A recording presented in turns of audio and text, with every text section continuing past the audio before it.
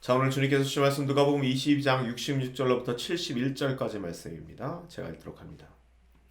날이 밝으니 백성의 장로단 곧 대제사장들과 율법 학자들이 모여서 예수를 그들의 공회로 끌고 가서 말하기를 내가 그리스도면 그렇다고 우리에게 말해라 하였다. 예수께서 그들에게 말씀하셨다. 내가 그렇다고 말하여도 너희는 믿지 않을 것이며 내가 물어보아도 너희는 대답하지 않을 것이다. 그러나 이제부터 인자가 전능하신 하나님의 오른쪽에 앉게 될 것이다. 그러자 모두 다 말하였다. 그러면 내가 하나님의 아들이냐? 예수께서 그들에게 말씀하셨다. 내가 그라고 너희가 말하였다. 그러자 그들은 이제 우리에게 무슨 증언이 더 필요하겠소? 우리가 그의 입에서 나오는 말을 직접 들었으니 말이요. 하였다. 아멘. 자, 오늘 이 본문 말씀 가지고 답정답녀라는 제목으로 말씀을 전하도록 하겠습니다. 자, 오늘 본 말씀을 보면요. 예수님과 이 대제사장과 율법학자들과의 이 대화 자체가 굉장히 이상하게 흘러간다는 것을 여러분이 느낄 수 있습니다. 이 본문을 보시면서 한번 말씀을 드리도록 할게요. 자, 먼저 대제사장과 그리고 율법학자들이 예수님을 공회 앞에 세우죠. 그리고 67절 이렇게 얘기하고 있습니다. 이렇게 질문을 하죠.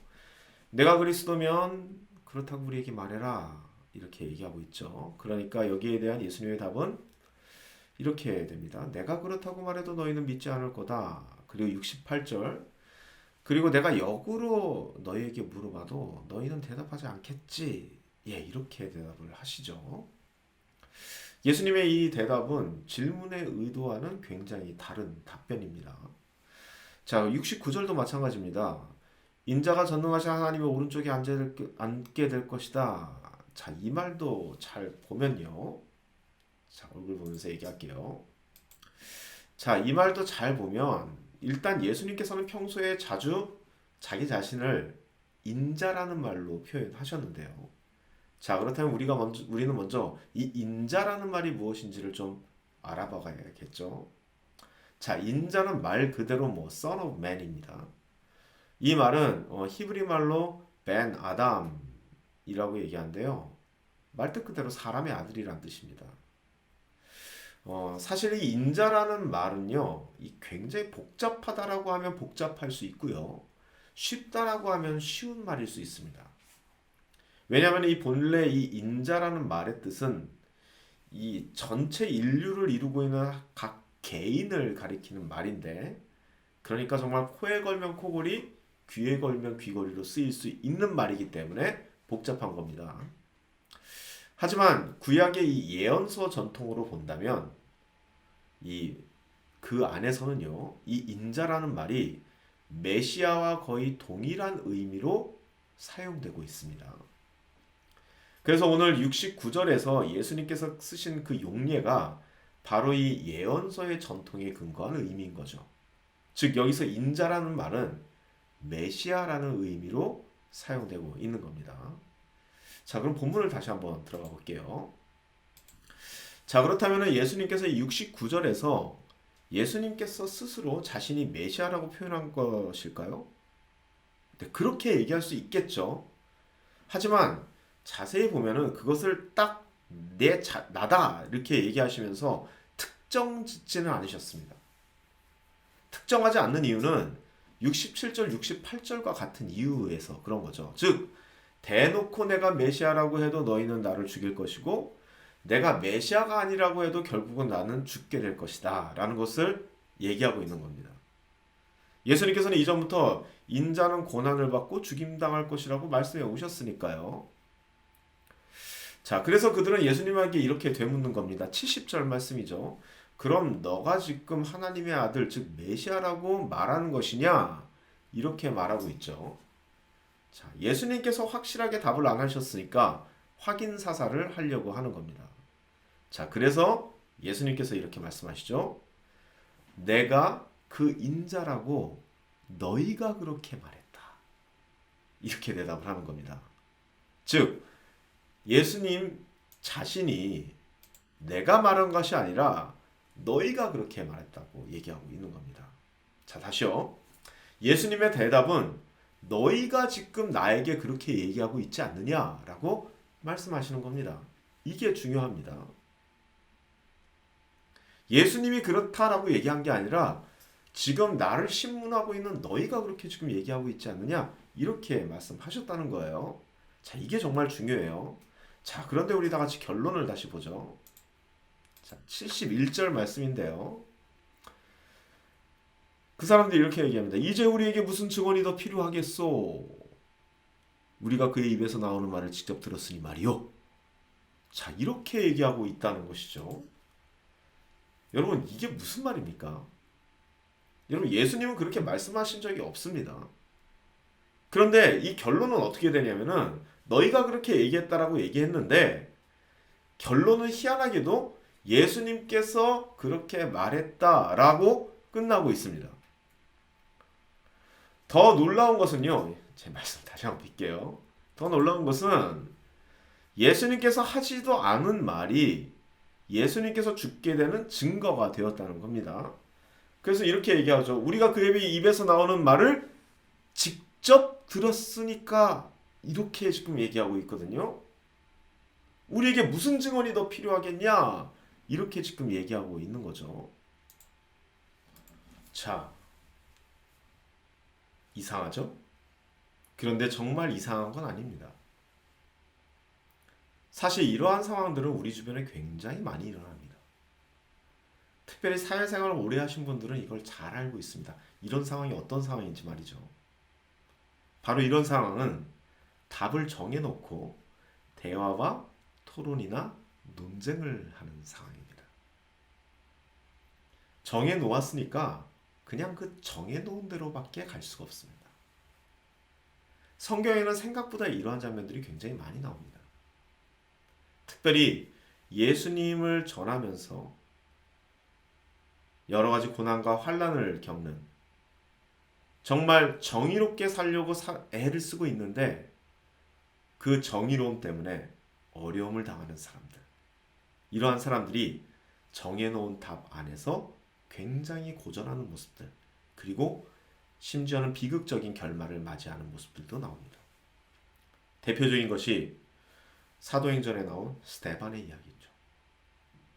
여러분, 스데반의 설교를 자세히 보시면은 스데반의 설교의 어떤 한마디도 틀린 말을 찾아보기가 힘듭니다. 그리고 스데반은 그 설교를 할 때 굉장히 조심스럽게 그리고 설득력 있게 논지를 전개합니다. 그런데 결론은 뭐였죠? 스데반은 정해놓은 대로 결국은 돌에 맞아서 숨을 거두게 됩니다. 바로 이것을 얘기하는 겁니다.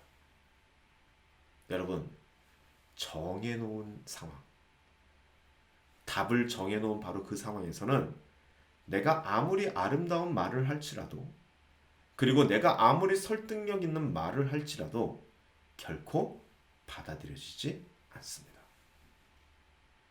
이것이 바로 우리 인간들이 가지고 있는 한계라는 겁니다.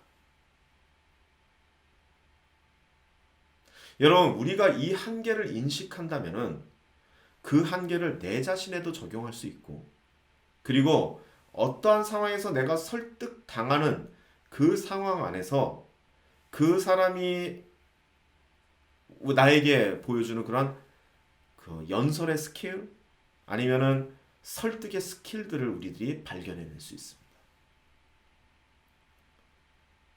그 사람들은 솔직하게 우리를 만약에 설득하는 사람이 있다면은 솔직히 얘기하면 그 사람들 우리를 설득한다라고 얘기하기 힘듭니다.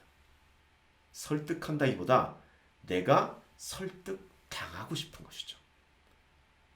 내가 이미 마음을 정해 놓았으니 어떤 말이 들려오더라도 그 말이 내 마음에 내가 듣고 싶어하는 말이라면은 결국은 설득을 당하는 겁니다.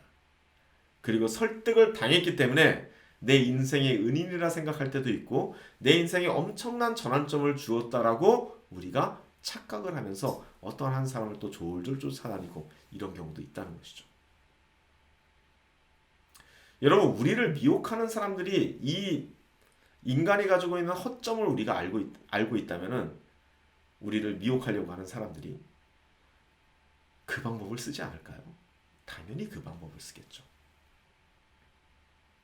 우리가 답을 정해놓고 살아간다라는 이 의미를 마음속에 담고 살아간다면은 저 사람이 나를 속이려고 하는구나. 저 사람이 내 마음을 살려고 하는구나. 저 사람이 나를 어떻게든 매니플레이트 하려고 하는구나. 라는 것을 여러분은 간파할 수 있다는 겁니다. 그런 사람들은 여러분의 마음속을 들여다보면서 여러분들이 듣고 싶은 얘기를 적재적소에 해줄 수 있는 게 아니죠. 정확히 얘기하면 보통 하고 나는 그런 사람들이 바로 여러분을 미혹하려고 하는 사람이라는 것이죠. 자, 말씀을 정리합니다. 자, 오늘 이 말씀이 여러분에게 어떤 도전이 될지는 잘 모르겠습니다. 하지만 이 이야기는 답을 정해놓고 살아가는 우리들의 이 논리적인 허점과 그리고 이 인간의 한계는 사실 우리들의 삶 속에 다양하게 적용할 수가 있습니다. 적용하는 건 전 여러분의 몫이라고 생각을 합니다. 이것을 제가 해줄 수도 없고 모든 케이스를 제가 다 여기서 얘기할 수는 없습니다. 하지만 이걸 안다면은 저 사람은 왜 도대체 설득당하지 않는 거지? 라는 것을 이해할 수 있고요. 그리고 나는 왜 설득을 당하는 거지? 라는 것을 이해할 수 있고요.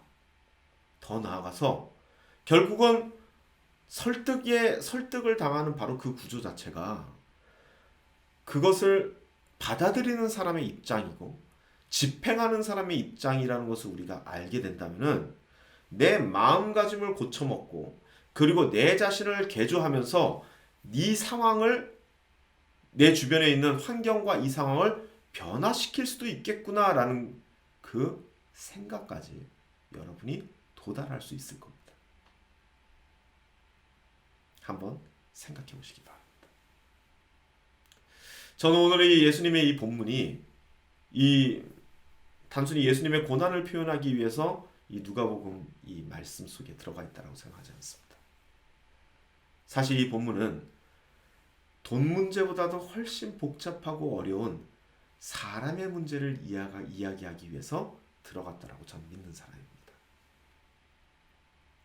사람이 가지고 있는 이 논리적인 허점, 그리고 사람이 착각하고 있는 설득의 구조, 그리고 무엇인가가 결정될 때 과연 그것이 논리적인 과정 안에서 정의로운 과정 안에서 결정이 되는지 아니면은 이미 정해놓은 답을 가지고 있는 사람들이 그렇게 끌고 가고 있는지 정말 수많은 생각들을 할 수 있는 이 본문이 바로 이 본문이라고 저는 믿어 의심치 않습니다.